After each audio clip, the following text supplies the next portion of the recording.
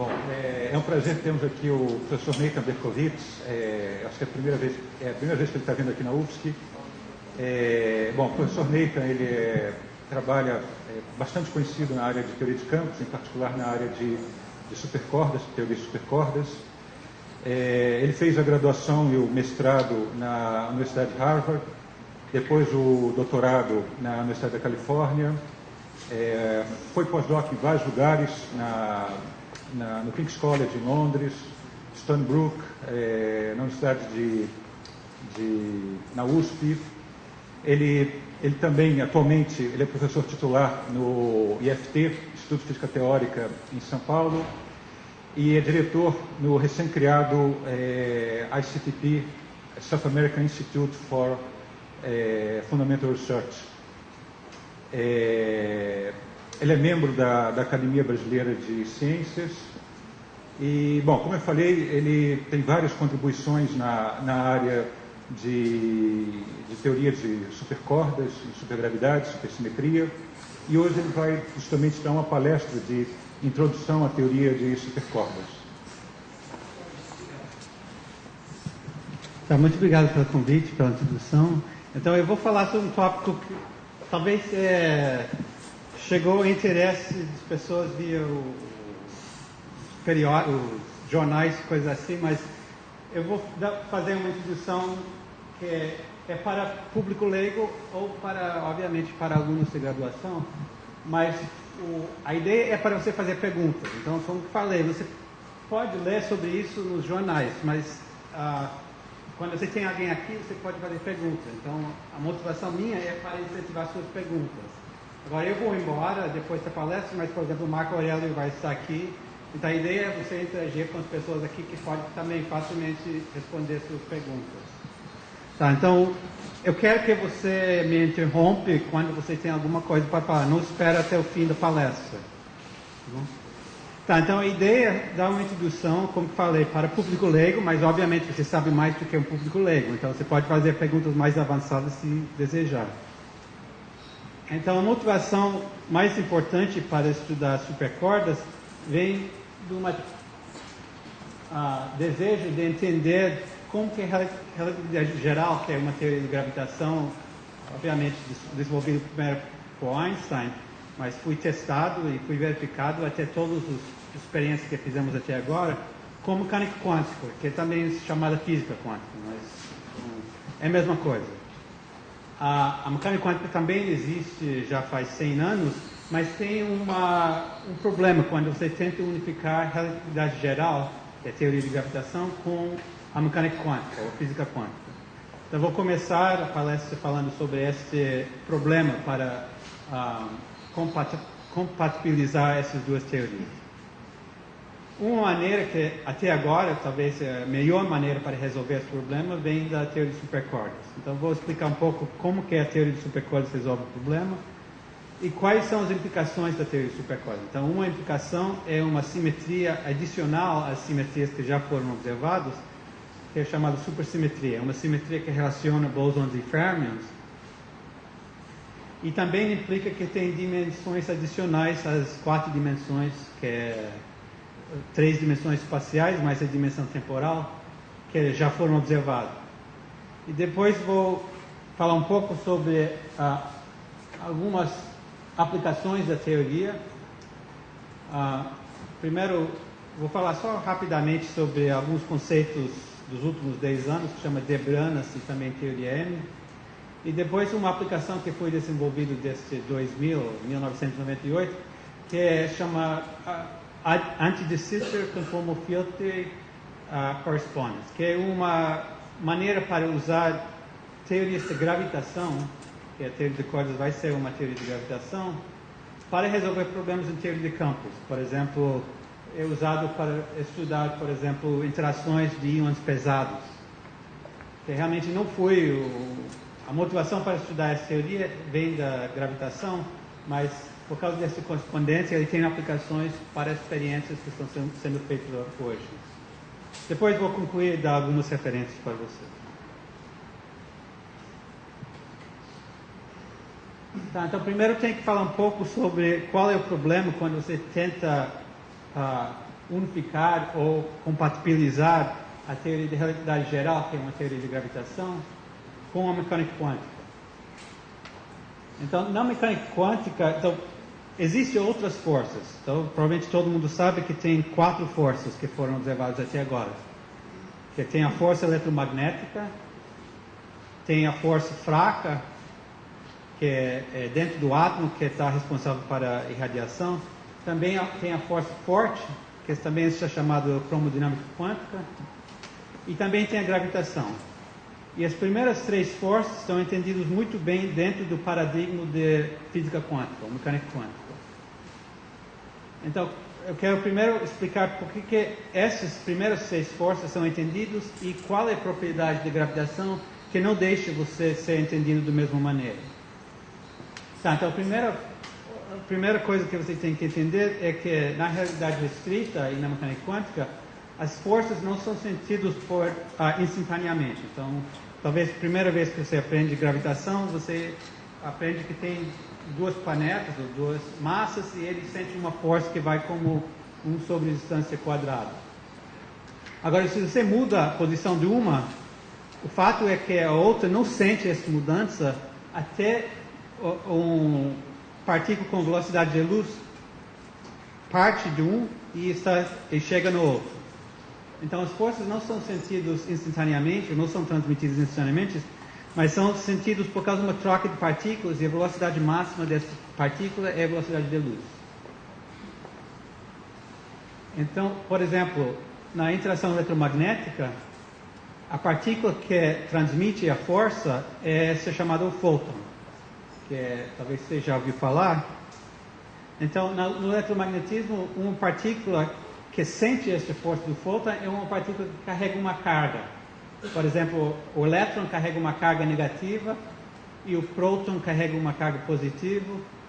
E, por exemplo, no átomo de hidrogênio, obviamente, o elétron está sentindo a presença do próton, mas ele não sente a presença. Se você muda a posição do elétron, o próton vai sentir essa mudança de posição somente depois que o elétron emite um fóton que é recebido pelo próton. Agora, a distância típica para a força eletromagnética é do ordem de 10 a menos 8 centímetros. Esse seria o tamanho do átomo de hidrogênio. Então, só para entender as palavras que vamos repetir agora para as outras forças, então, as partículas sentem a força porque eles carregam carga, e a partícula que é trocada para o eletromagnetismo é o fóton, que essencialmente é a partícula quântica de luz. Agora, na próxima força, que talvez é menos conhecido, é a interação fraca. Então, dentro, por exemplo, do núcleo, então, o núcleo do urânio tem o tamanho, não é 10 a menos 8 centímetros, mas 10 a menos 12 centímetros. Então, esse seria o tamanho do núcleo do urânio, que não tem os elétrons, só tem os prótons e os nêutrons que estão dentro do núcleo. E a presença dos prótons e nêutrons, o próton também sente a presença do nêutron, mas não é por causa da força eletromagnética. O nêutron não tem carga elétrica, mas ele tem outro tipo de outra propriedade que chama isospin. Então, o próton sente a presença do nêutron dentro do núcleo por causa deste isospin, e esta força se chama interação fraca. Agora, qual é a partícula que é transmitida para sentir essa força? Então, não é mais um fóton, agora se chama um bóson vetorial.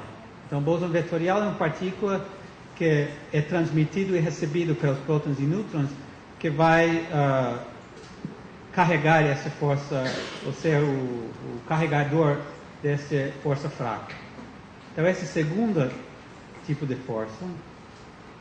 E agora a terceira, que eu já mencionei, é a interação forte, que também se chama cromodinâmica quântica. Então, dentro do próton, então o próton era aquela bolinha amarela. Agora você tem partículas dentro, então o próton não é um objeto fundamental, ele é feito de 3 objetos menores que se chamam quarks. Então, o tamanho típico deste próton aqui é 10 a menos 13 centímetros, então é até menor do que o núcleo. E neste caso, os quarks carregam uma propriedade que chama core. Então, o eletromagnetismo é carga, aqui você tem íon, aqui você tem uma coisa chamada core. E partículas com core, eles sentem essa força forte por causa do troca de partículas chama gluons. Então, tem todas as mesmas conceitos, mas obviamente as partículas mudam. E as escalas também mudam.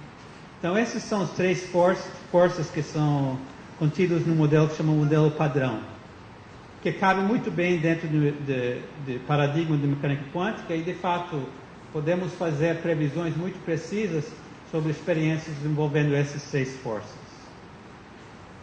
Agora, antes de passar para a gravitação, tem alguma pergunta?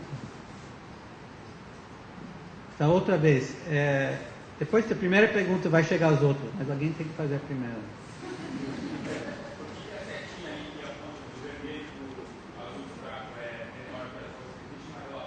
Não, é só porque eu não sei usar o Word muito bem. Não. Tem outra pergunta? Essa foi fácil. Tá, então a próxima força é a interação gravitacional, que todo mundo conhece, foi a primeira força que já foi observada por Newton, mas tudo bem. Foi observado bem antes que Newton, mas ao menos ele explicou que a força gravitacional para planetas é igual como a força na Terra. Mas, obviamente, foi Einstein que entendeu que a gravitação de Newton não foi suficiente. Você precisa também incluir relatividade restrita, que fala que partículas e forças não podem ser transmitidas com velocidade maior do que a luz. E, na linguagem de mecânica quântica, o conceito que faz o papel da carga agora é massa. Então, objetos com massa sentem essa força, e a partícula o nome de partícula que é usado para transmitir essa força chama graviton. Então, por exemplo, tem a Terra e tem o Sol. Esse sistema tem o tamanho, não é 10 a menos 13 centímetros, mas agora é 10 a 13 centímetros. Então, obviamente, a escala é completamente diferente. Então, essa escala aqui é muito difícil fazer experiências nessa escala para, por exemplo, testar mecânica quântica. Mecânica quântica é fácil testar quando as distâncias são pequenas. Quando as distâncias são grandes, é muito difícil fazer experiências precisas usando mecânica quântica. Então, por essa razão, a dificuldade de colocar a realidade geral dentro do paradigma de mecânica quântica não tem não tem experiências que vão testar diretamente este problema. Então, a dificuldade é uma dificuldade teórica, não uma dificuldade experimental. Mas, independente desse fato, é importante reconciliar gravitação com as outras forças, porque nós queremos uma teoria de física, nós não queremos duas teorias, que funciona para as escalas grandes e outro que funciona para as escalas pequenas. Agora, possivelmente não vai poder colocar os dois na mesma teoria. Se não podemos fazer isso, é um problema. Agora, não é um problema experimental, ao menos nesse momento, porque não tem experiências que vão testar, que vão poder mostrar não tem nenhuma experiência que você vai fazer agora que vai, por exemplo, mostrar que efeitos quânticos envolvendo sistemas gravitacionais. Mas do lado teórico, é muito importante achar essas contradições, porque isso vai ser útil para desenvolver novas teorias. Então, a teoria de cordas realmente foi desenvolvida para resolver esse problema, não era para explicar a próxima experiência que vai ser feita. No entanto, se nós entendemos como resolver esse problema, talvez vai ser útil, e no fim da palestra você vai ver como que já foi útil para desenvolver novas teorias.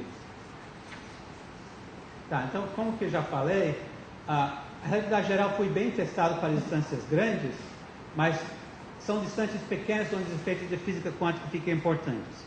Então, a primeira coisa que quero tentar explicar é por que é difícil incluir gravitação como uma teoria como as outras teorias de física quântica.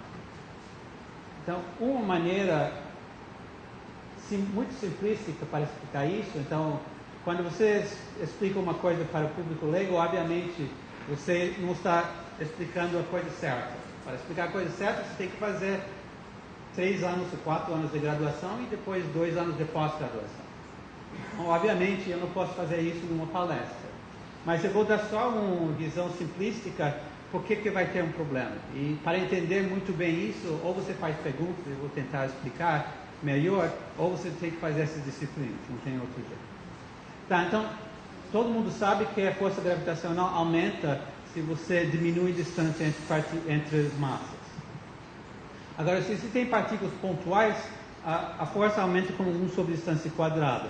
Quando a distância vai para zero, você tem 1 sobre 0 quadrado, que vai ser infinito. Então, em geral, quando você tem infinitos na física, implica que alguma coisa nova tem que entrar. Então, a física que você está usando não é suficiente, porque a natureza não tem infinito. Tudo que você vai medir vai dar um número finito. Mas a teoria fala que você tem infinito, porque quando a distância vai para zero, você tem 1 sobre 0 quadrado.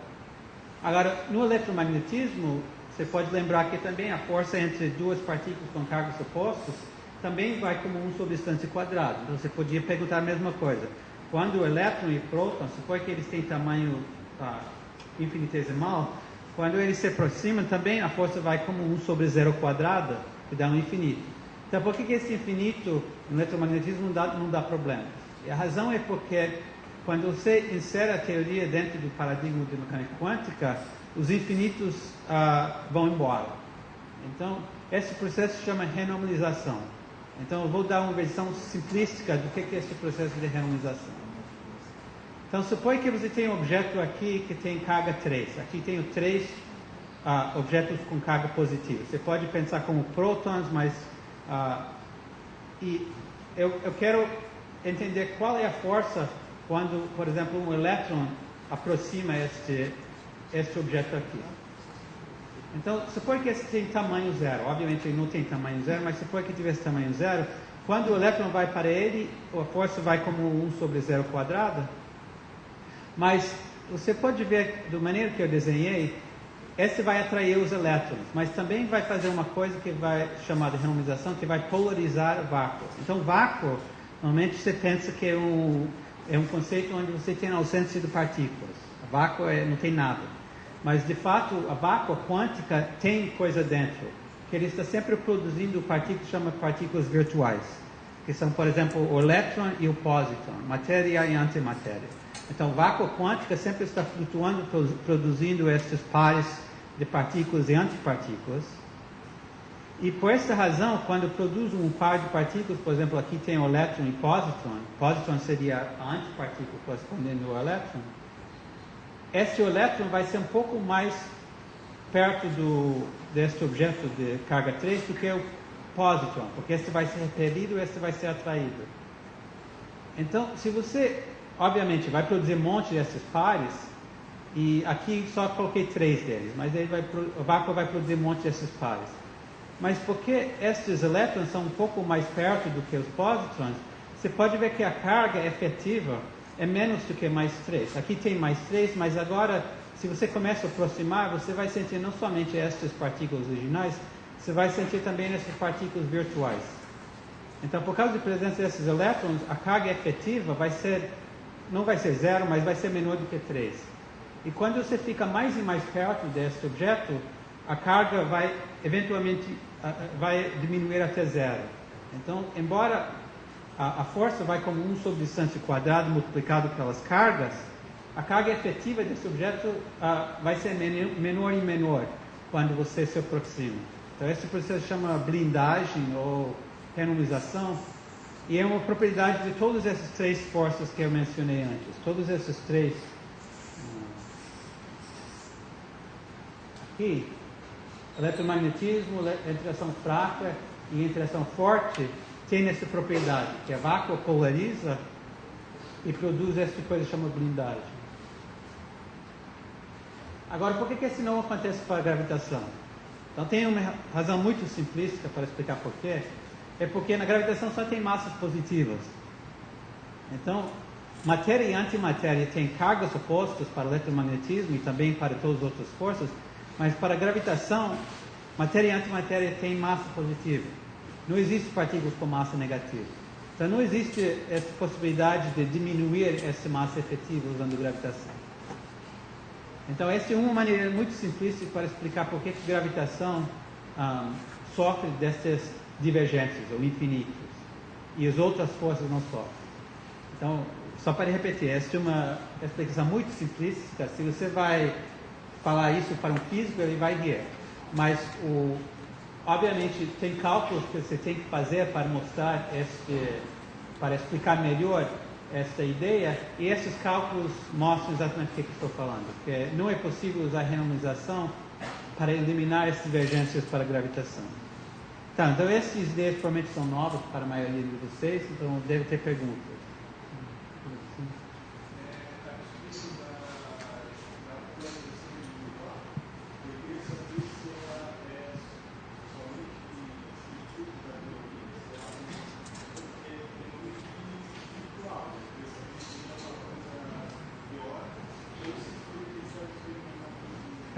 Então, tinha três ou mais perguntas, mas esse é um resultado de mecânica quântica. Quando você quer juntar, então vamos voltar.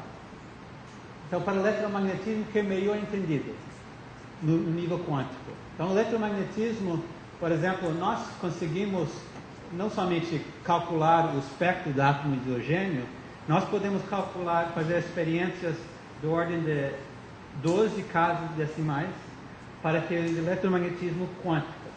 Então, quando você faz eletromagnetismo clássica, você, por exemplo, aprende que a distância vai com 1 sobre R raio quadrado. Quando você introduz mecânica quântica, essa fórmula que você aprendeu tem correções. E cada correção você pode medir experimentalmente até 12 ordens decimais. Então, é uma precisão enorme. A teoria mais precisa que nós sabemos é eletromagnetismo quântico. Então, Feynman, que eu vi nas todos os cartazes, era um que desenvolveu essa teoria. Então, essa teoria já é entendida faz 50 anos, mais de 50 anos, e essa polarização é um processo crucial. Então, quando você faz os cálculos, as correções quânticas, você tem que usar essa polarização no cálculo. Então, ela afeta todos os cálculos. Então, a palavra virtual só quer dizer que você não vai, a experiência não vai medir essa partícula diretamente, mas indiretamente você vai medir, porque você vai calcular, por exemplo, a força entre duas partículas. Então é completamente experimentalmente verificado. Se você fala que esse processo está errado, você tem que refazer os últimos 60 anos de física, que é 5, 6 prêmios Nobel baseado nisso. Então, essa parte para eletromagnetismo é entendida melhor do que qualquer outra teoria. Para as outras forças fraca e forte, também funciona muito bem, não de ordem de 12 ordens de magnitude, mas talvez 5 ou 6. Então, também foi verificado para essas forças aqui, que se chama modelo padrão. Então, nesse momento, em Genebra, eles estão fazendo experiências para testar não somente o modelo padrão, mas a física que vai além do modelo padrão. Então, 99% dos físicos acreditam nesse modelo aqui, do modelo padrão. Tem 1% que acha que o modelo padrão está errado, mas 99% acha que o modelo padrão está certo. Então, as experiências em Genebra estão testando isso, e talvez eles vão descobrir que o modelo padrão está errado. Essa seria maravilha, porque significaria que esse 1% estava certo, e todos os outros, nós podemos gastar todo o nosso tempo para corrigir o modelo padrão. Mas provavelmente o modelo padrão vai estar certo, eles vão descobrir o Higgs, e agora vamos ter que saber o que vai além do modelo padrão. Mas, ao menos esta parte aqui é muito bem entendida, não tanto como o eletromagnetismo, mas é muito bem entendido. Então, o problema realmente agora, ninguém entende muito bem a gravitação quântica. Então, não sei, eu acho que respondi mais ou menos a sua pergunta. Já tinha outra pergunta sobre essa harmonização? Tá, então vamos para a próxima. Então, obviamente, você pode perguntar depois. Tá, então, a gravitação tem esse problema, porque não tem objetos com massa negativa. Então, agora eu vou para o próximo assunto, que seria a supercorda. O que é uma supercorda? O que ele tem a ver com esse problema? Então, primeiro, o que é supercorda? Porque essa ideia também é muito simplística, mas, de fato, ele descreve propriedades da teoria. Então, nas teorias anteriores, incluindo o modelo padrão, as partículas fundamentais eram partículas pontuais. Então, eu já falei para você que o próton, eu queria que você suponha que o próton tem tamanho zero. Mas, de fato, o próton não é um objeto fundamental, é o quark.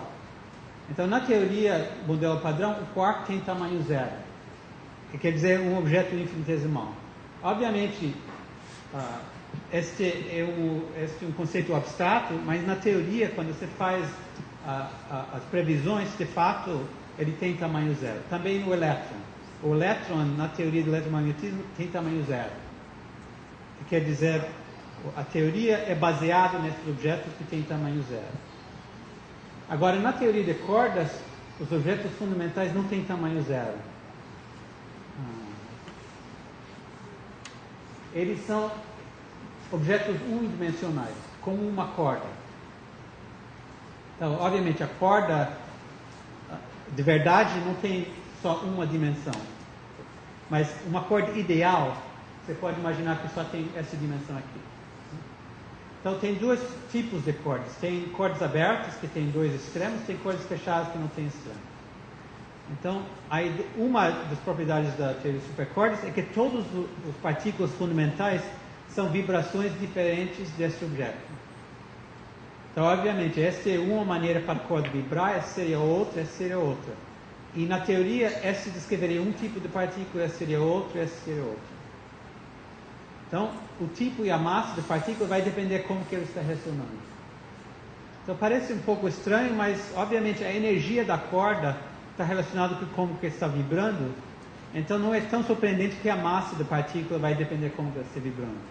Agora, o tipo, por exemplo, se fosse o elétron, o quark, é um pouco surpreendente que depende do como que ela está vibrando, mas na teoria, de fato, esta é a previsão. Que só tem um tipo de objeto, mas os partículas fundamentais são ressonâncias diferentes. Agora, não somente os elétrons, mas também os fótons e os gravitons e esses bósons vetoriais também seriam vibrações diferentes da corda. Então, lembra que o graviton seria transmissor da força gravitacional, certo?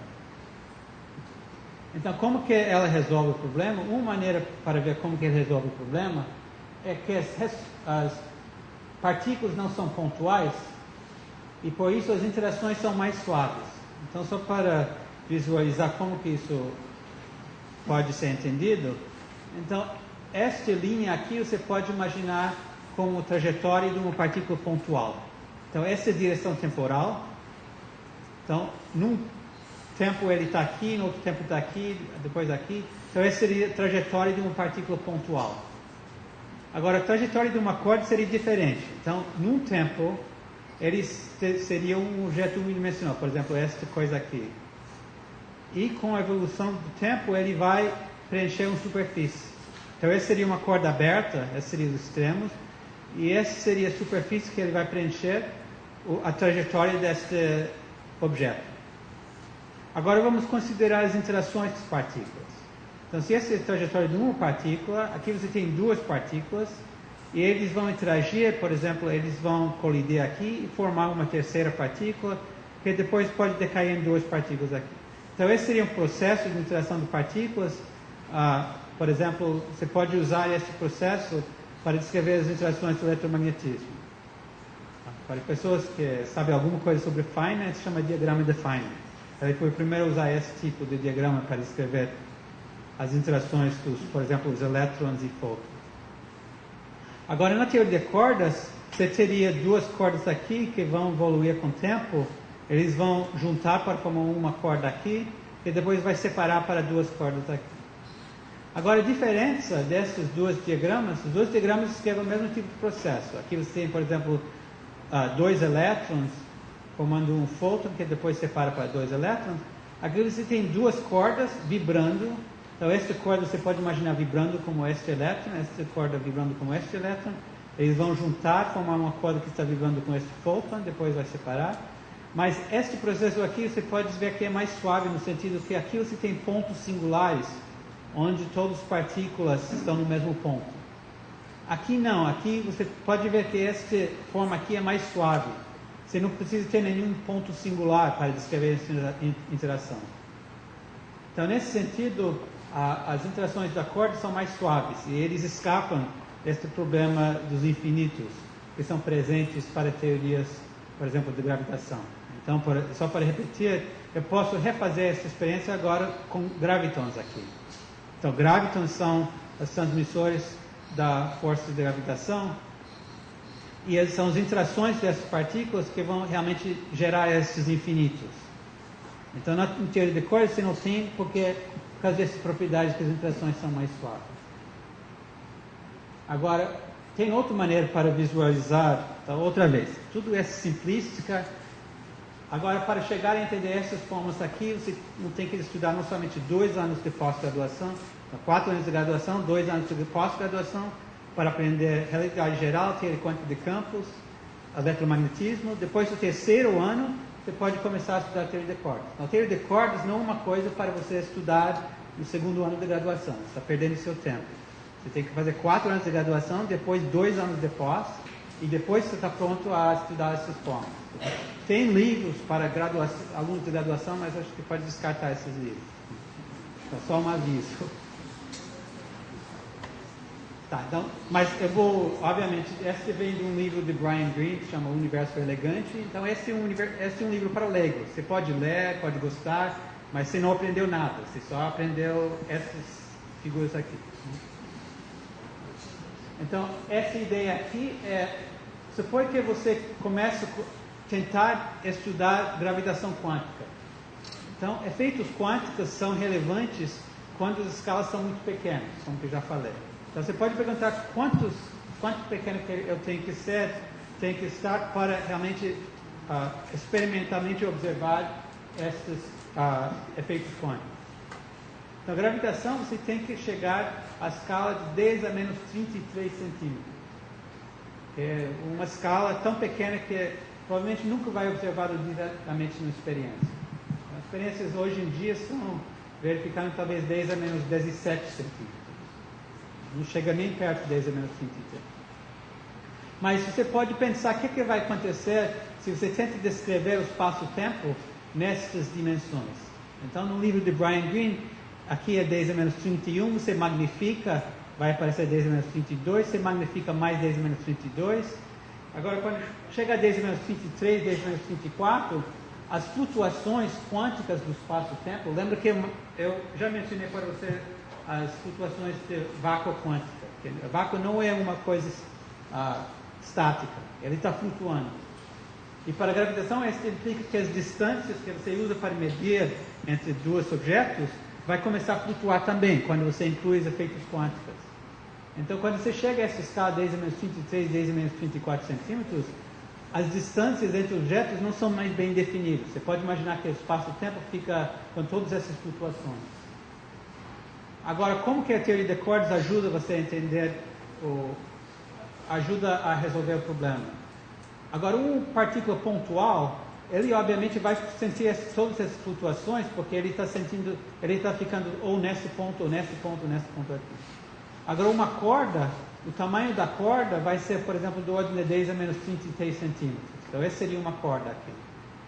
Então, é como você tem um barco, mas você tem um barco grande. Então, ele não vai sentir essas flutuações, porque ele tem um tamanho maior do que essas flutuações. Então, essa é outra maneira para entender por que a teoria de cordas resolve o problema de flutuações de gravitação quântica. Quando você tem objetos com dimensões maiores do que as flutuações não são mais tão catastróficas. Então, essa é só uma figura, mas talvez é útil para entender como que cordas resolve os problemas. Tá, então, antes que abrir para mais perguntas, vou responder algumas perguntas que são sempre feitas. Então, perguntas que são sempre feitas. Então, do que é feita uma supercorda? Então, por exemplo, uma corda que você vê na natureza por exemplo, uma corda de violino é feita do aço, ou feito de cabelo, feito coisa assim.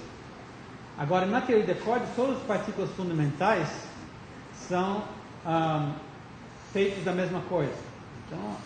Então, é um objeto matemático, essa corda, mas não existe, por exemplo, cordas de um tipo, cordas de outro tipo. Então, a corda que descreve o quark é a mesma corda que descreve o elétron. Então não tem uma coisa mais primordial, mais fundamental do que a corda. Tá, outra pergunta que sempre é feita: por que você para com objetos unidimensionais? Por que você não tem, por exemplo, objetos duas-dimensionais, objetos três-dimensionais? Esse também resolveria, ou podia resolver o problema. Então, a resposta para essa pergunta é: se você tenta analisar as vibrações da corda, você pode ver que as vibrações são bem simples. Então, por exemplo, se tem uma corda de violino, que chama... Corda de violino tem extremos fixos, mas você pode imaginar uma corda livre. Então, talvez se você chegou a, acho que segundo ou terceiro ano de graduação, você já estuda as vibrações de cordas ideais. E você descobre que tem os harmônicos. Você tem a vibração fundamental, depois você tem a vibração duas vezes a fundamental, etc. Então, essas vibrações são muito fáceis de classificar. Então, para a pessoa que sabe um pouco de música, são as harmônicas da corda de violino. Agora, e esse cabe muito bem para descrever partículas. Por exemplo, a fundamental seria uma partícula, a harmônica seria outra partícula, etc. Agora, quando você descreve vibrações de membranas, é muito mais complicado. As vibrações de membranas, as ressonâncias, vão descrever coisas contínuas. Então, por exemplo, você não tem só o fundamental e a harmônica de uma vibração de membrana. As vibrações são bem mais complicadas. E a vibração de um cubo seria ainda mais. Então, se você tenta usar essas teorias para descrever partículas fundamentais, você encontra um problema, porque você não pode usar para descrever partículas fundamentais. Então, as cordas, cada vibração da corda é outra partícula fundamental. Você não pode fazer isso para a membrana, porque as vibrações são bem mais complexas, no sentido que não tem vibrações, você não pode classificar como o espectro discreto, você tem que ter um espectro contínuo. Agora, de fato, se você tem partículas ligadas, e você quer calcular o espectro, ou as massas dessas partículas, você descobre que o espectro é contínuo. Então, esses objetos têm um papel, eles descrevem objetos ligados. De fato, um objeto ligado, que vamos ver rapidamente depois, de cordas, é uma membrana. Então, eles têm um papel na teoria que se chama teoria M. Mas na teoria de cordas, essas não aparecem.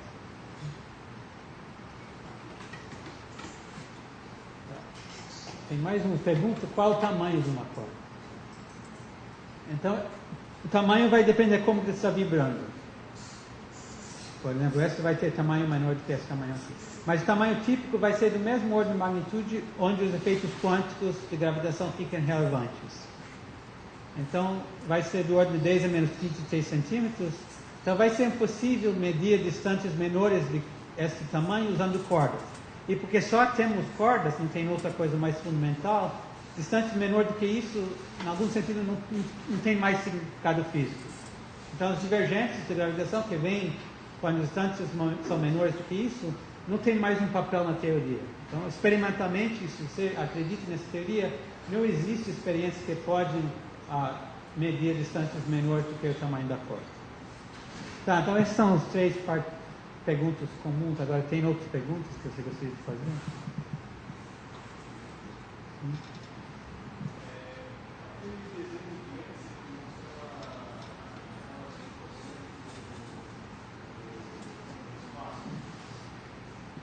Então, você está falando dessa aqui, é isso? Tá.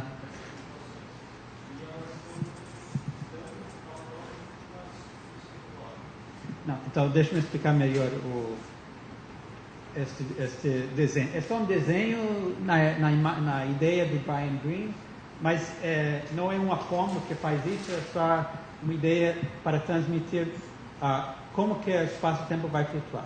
Então, esqueça a linha vermelha por agora. Então, você tem, esse seria o espaço-tempo, onde ele colocou só esses quadrados para entender como medir distâncias nesse espaço-tempo. Você pode pensar como espaço, se não quer pensar em tempo, mas seria distâncias entre esses quadrados. Cada quadrado seria tamanho 10 menos 22 centímetros. Então, é muito fácil medir as distâncias. Você só conta o número de quadrados entre S e S. Aqui seria 10 menos 23 centímetros. Mas aqui você pode ver que os quadrados são mais complicados. Então, se você quer medir a distância entre este e este aqui, tem várias maneiras, porque não tem uma linha reta que vai daqui para aqui. Então, é impossível definir para você a distância entre isso a isso. Então, distâncias deste ordem de magnitude não são bem definidas usando gravitação quântica. Então, agora a corda. Agora eu vou falar. Então, a corda seria um objeto que ele vive no espaço-tempo. Então, a corda teria uma distância dessa escala aqui, 10 a menos, talvez 33 centímetros. Mas, então, este objeto aqui, essa seria a posição da corda no espaço-tempo. Então, esse seria um espaço. Então, essa seria a corda. Então, aqui seria a corda se você magnifica. Então, a ideia é que esta corda tem uma dimensão maior, tamanho maior do que as flutuações. Então, nesse sentido, a corda seria um objeto mais estável, não é que é mais estável, mas ele não sentiria essas flutuações muito rápido. Então, em algum sentido, a ideia de uma corda é mais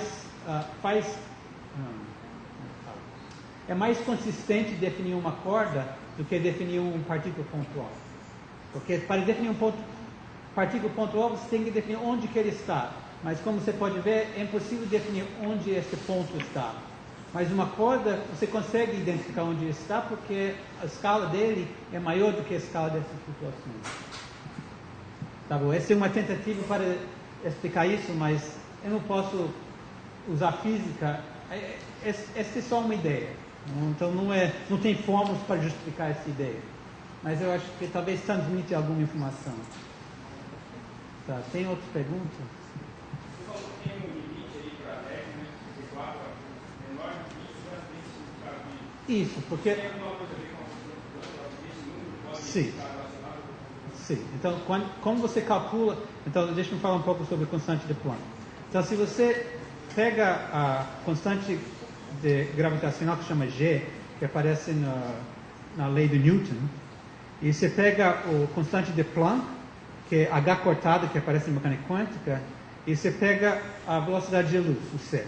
Você pega esses três constantes e você tenta formar um objeto com dimensão de comprimento.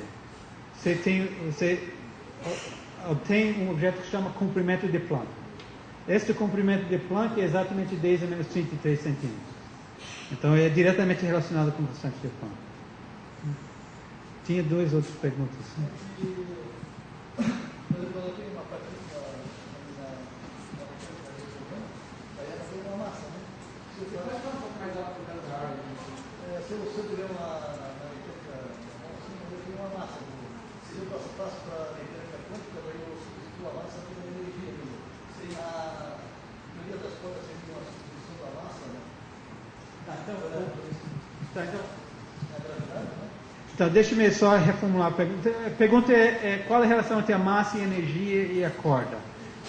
Então na teoria de realidade restrita, que é a teoria do Einstein, tem uma relação entre a massa e a energia. Então, se você tem E igual a mc quadrado, todo mundo sabe, que se você tem um objeto com massa, você pode converter este objeto, embora está em descanso, ele carrega energia. E, de fato, existem processos onde você pode converter essa massa em energia pura, que é, por exemplo, calor ou coisa assim. Essa bomba atômica é desse tipo aqui. Agora, então, qualquer coisa com massa também carrega energia. Agora, a corda também, ele carrega massa, mas também tem a mesma fórmula. Então, a energia da corda vem não somente da massa, mas também como que ela está vibrando. Então, eu não sei se... sua pergunta não está diretamente relacionada com a mecânica quântica, é que na realidade restrita existe uma relação entre energia e massa. E a corda você pode escrever sem discutir a gravitação quântica e também tem massa e energia associada à corda. Eu não sei se... Quando eu vi por uma corda de violão, não, você não tem dimensão da... Quando eu ouvi uma corda de violão, por exemplo, a impressão que ela aumenta a dimensão. A energia vai aumentar. Então, quando a corda está vibrando, então vamos... boa sugestão. Então, a corda de violino tem uma massa dele. Ele tem uma densidade, você multiplica a densidade pelo comprimento, você vai ter a massa. E também, se ele está flutuando, também tem energia de vibração. Agora, a corda também. Então, esta corda ideal também tem uma massa que tem a ver com a densidade de massa, multiplicada por comprimento. E também, se ela está flutuando, tem uma energia associada à flutuação. Mas a massa também está associada à energia. Então, a energia total não é só mc quadrada, mas é mc quadrada mais um termo que vem da flutuação. Então, respondi mais ou menos a sua pergunta? Tá, tem...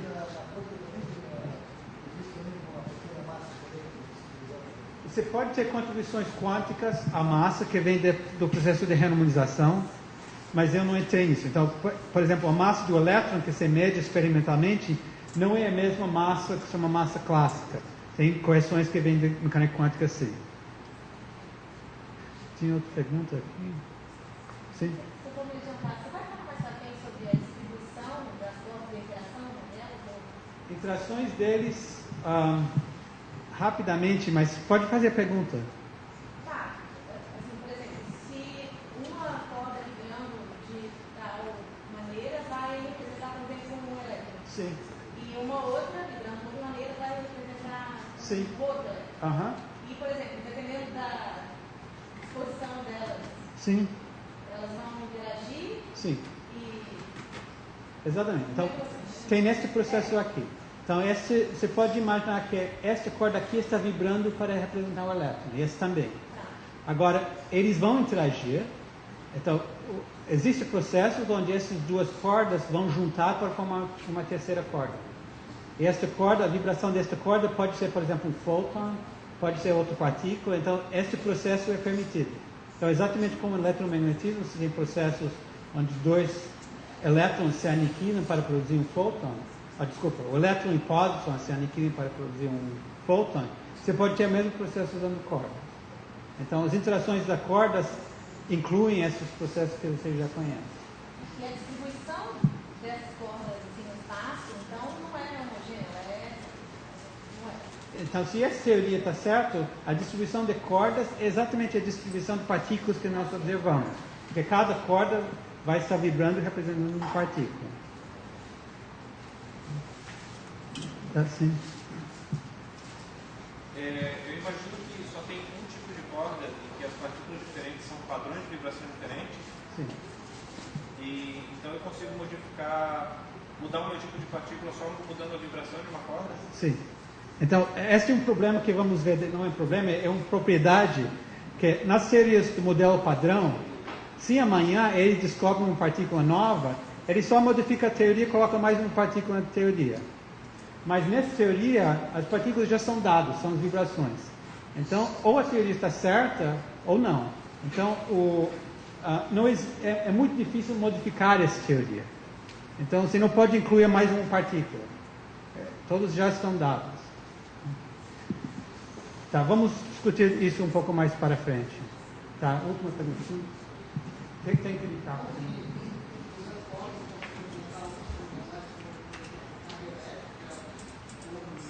Sim, então todas as propriedades das teorias anteriores que eu mencionei, você pode representar usando cordas. Então, o tamanho da corda é tão pequeno que experimentalmente é difícil distinguir ele de um perfil de partículas.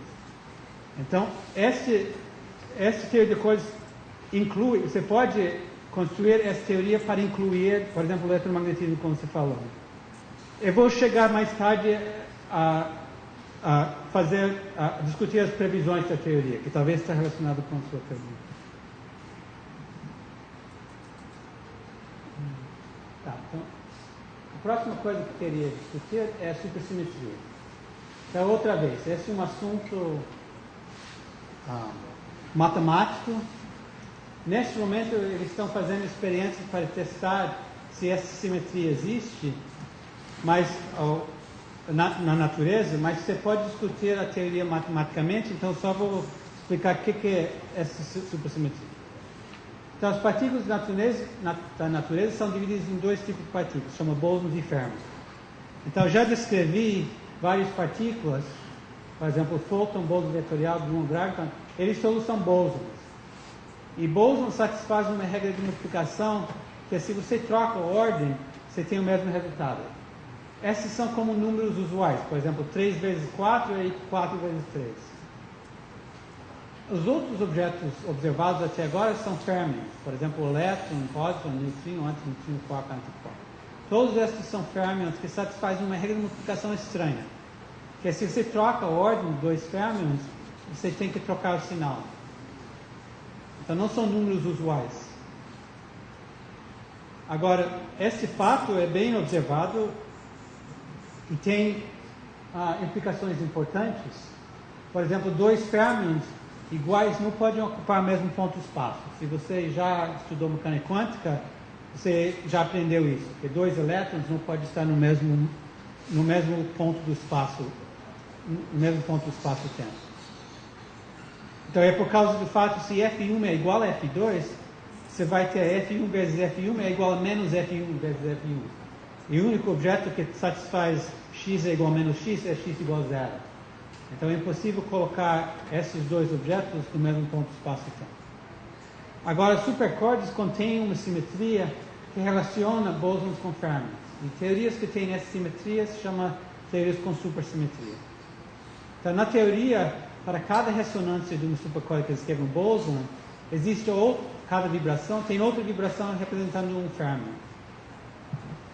Então, a teoria prevê que para cada bóson observado, você vai ter um férmion observado. Agora, se esta simetria não fosse quebrada, teria massa e carga igual. Então, por exemplo, o elétron, você teria para o parceiro do elétron, que seria um bóson, que teria a mesma carga e a mesma massa. Agora, nesse momento, não foram observadas essas partículas supersimétricas. Então, as massas dos bósons e férmions conhecidos até agora são bem diferentes. Então, não é óbvio, de fato, não está claro se nosso mundo realmente contém essa simetria ou não. Então, se contém, a simetria tem que ser parcialmente quebrada. E existem experiências sendo feitas agora, essas experiências foram feitas alguns anos atrás, estão sendo feitos agora em Genebra, testando se essa simetria está presente até ou não. Então, tem algumas indicações indiretas que é presente, mas não tem nenhuma experiência que diretamente observou essa supersimetria. Então, ao menos nas energias que estão sendo usadas neste momento em Genebra, não tem evidência para essa simetria. Que quer dizer que a simetria, se existe, é quebrada nas escalas que são energias maiores. Então, por exemplo, 1 TeV ou 10 TeV, existe a possibilidade de simetria. Mas na escala de 200 GeV, 500 GeV, não tem mais a possibilidade de ter essa simetria.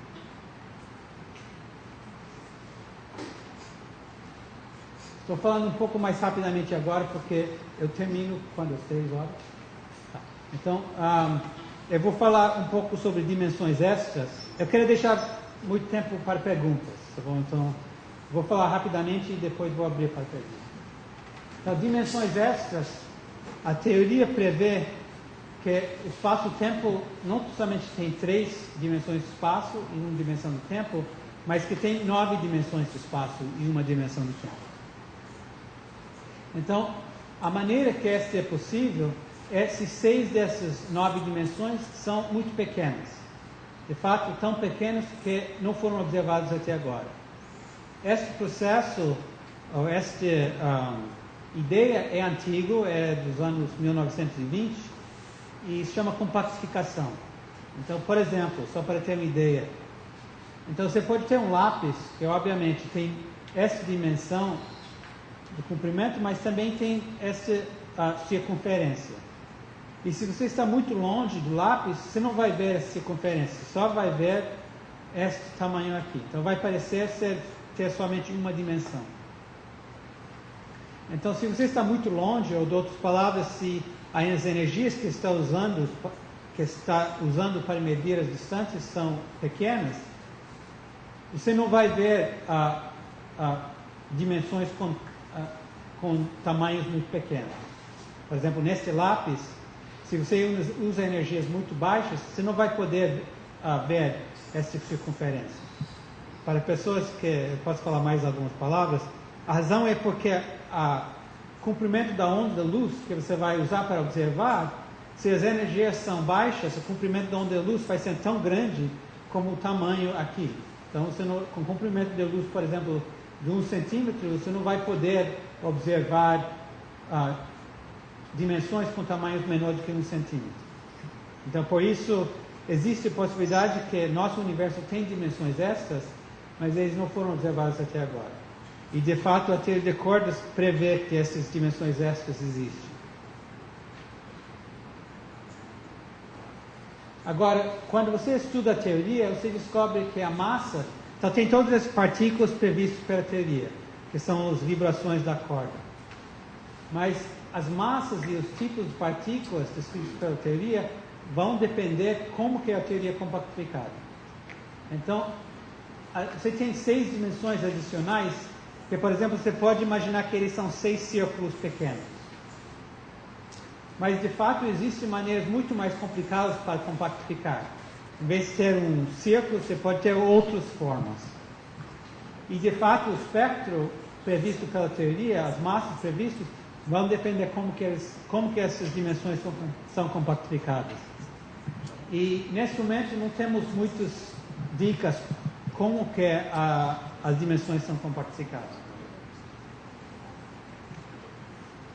Então, por exemplo, sua pergunta se a teoria inclui eletromagnetismo ou não, a resposta depende como que essas dimensões são compactificadas. Então, existem compactificações que vão reproduzir o modelo padrão, mas existem outras compactificações que não vão reproduzir. Então, até sabemos exatamente como que a teoria é compactificada, nós não podemos responder se a teoria inclui eletromagnetismo ou não. Mas podemos, de fato, você pode mostrar que a teoria sempre inclui gravitação.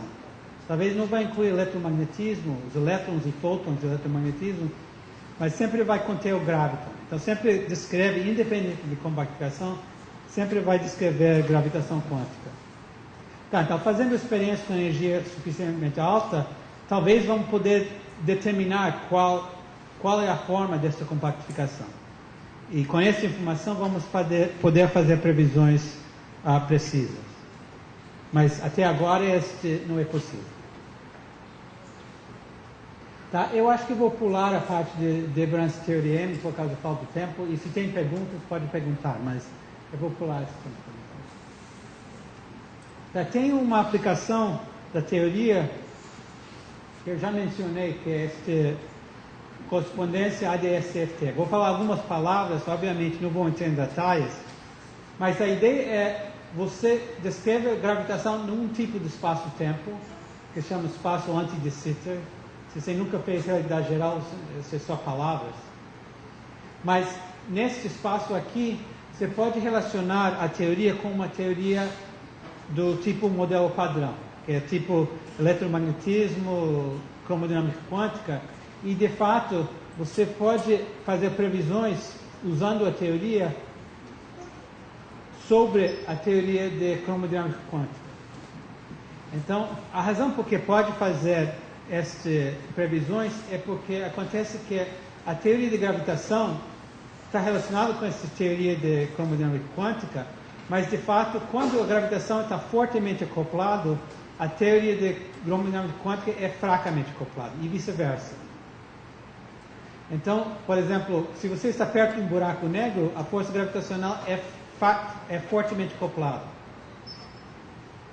Então, mas quando você está num espaço-tempo, por exemplo, quase plano, a força gravitacional é fraca.